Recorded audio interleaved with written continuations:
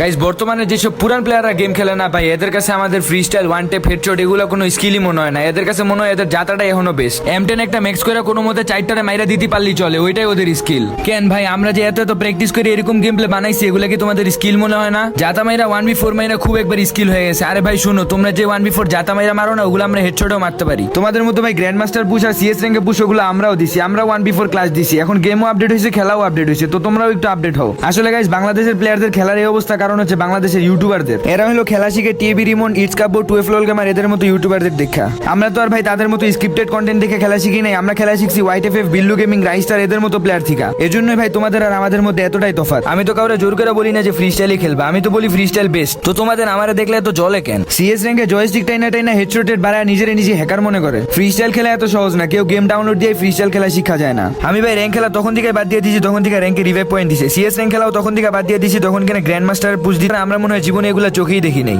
শুনো ভাই, তোমাদের সব লেভেল পার করে আমরা এই লেভেলে আসছি। হইতে পারে তোমরা আমাদের আগের প্লেয়ার, বাট তোমরা খেলা শিখছো আমাদের পরে, আর অনেকে তো এখনো খেলাই শিখতে পারে।